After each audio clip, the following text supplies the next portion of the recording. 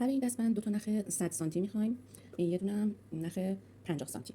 اینا رو اندازه می‌گیریم و یه دونه نخ تقریباً 20 30 سانتی هم می‌خوایم برای آخر کار. این دو تا تار 100 سانتی رو ما دو طرف بافتمون قرار میدیم و کوچیکه رو وسط. و انتهای نخمون رو تقریباً حدود 15 سانت آزاد می‌ذاریم. 15 سانت آزاد می‌ذاریم و یه دونه گره می‌زنیم. و اینجای کارمون رو می‌ذاریم زیر گیره.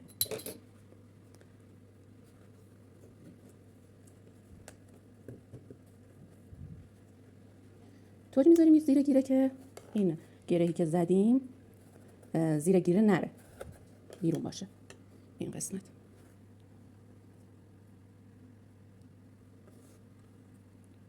خب ببینید من این دو تا نخم همون دو تا نخ 100 سانتیه و این همون کوتاه است. به این صورت قرار میدیم. بچه‌ها این کار کلاً با گره مربع. گره مربع رو تو ویدیوی قبلی بهتون آموزش دادم.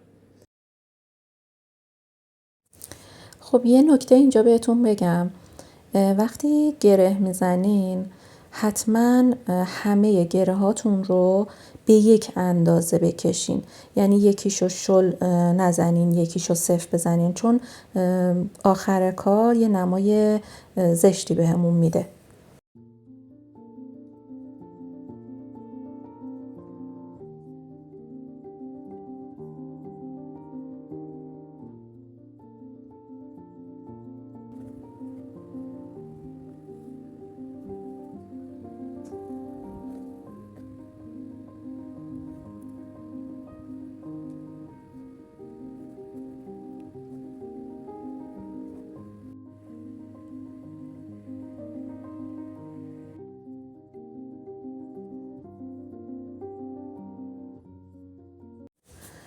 خب بافتمون به این صورت در میاد. باید به اندازه‌ای ببافیم که مثلا الان دور مچم رو اندازه میگیرم. دور مچ من 16 سانته. 16 سانت رو منهای 3-4 سانت میکنم و این بافتم به اندازه اون باید باشه، یعنی بافتم به اندازه 11 الی 12 سانت باید باشه. خب به این خاطر که این قسمتی که ما میگیم حالا از دور مچمون کم میکنیم، قسمت اون قفلیه که میخوایم روی دستبند کار کنیم.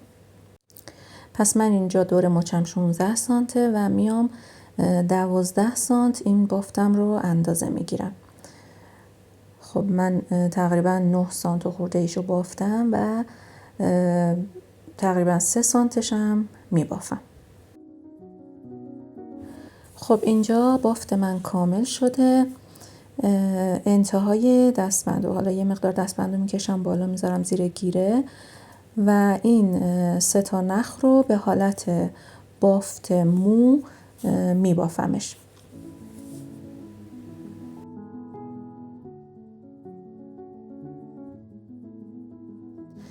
دقت کنید که وقتی این 3 تا نخ رو میبافین حتما این نخا رو محکم بکشین که شل نشه بافتتون، قشنگ منسجم در بیاد.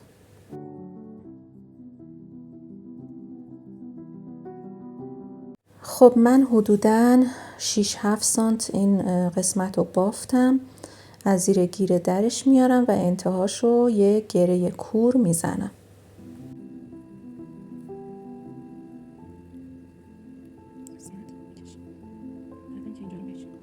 حالا این ور بازش میکنم و این قسمت رو میذارم زیر گیره.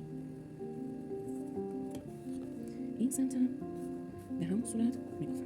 اینطوری وقتی میبافی اینجوری شو نکنید، باید بکشین، کم میکشین که منسجم بشه کارتون. به این صورت.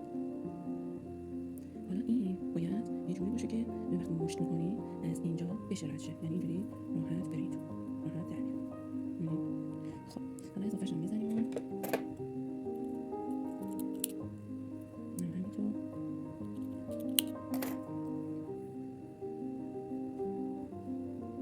این شکل.